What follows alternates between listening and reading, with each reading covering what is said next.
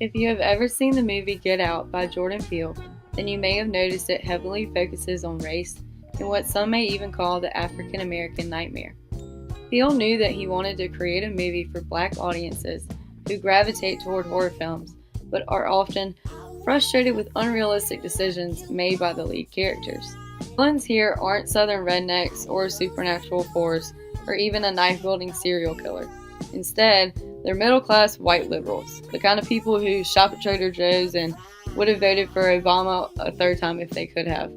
The thing that this movie does so well is it shows that these same people can make life so hard and uncomfortable for black people. It exposes a liberal ignorance and hubris that's been allowed to fester. It's an attitude and arrogance, which in the film leads to a horrific final solution, but in reality, it leads to a complicancy that is just as dangerous. Peele decided to do something interesting with this movie, and it's that he took on tropes that people would recognize from real life. There was the anxiety about meeting the family of a white partner, which essentially proved to be well placed when Chris Washington arrived at the Armitage residency because he was immediately treated to a line of ham-fisted, loaded questioning. The way that the family treated the black servants is cringeworthy, and also the interactions with the police, who, unlike in most horror films, aren't last-minute saviors, but probably going to be fatal to even the end.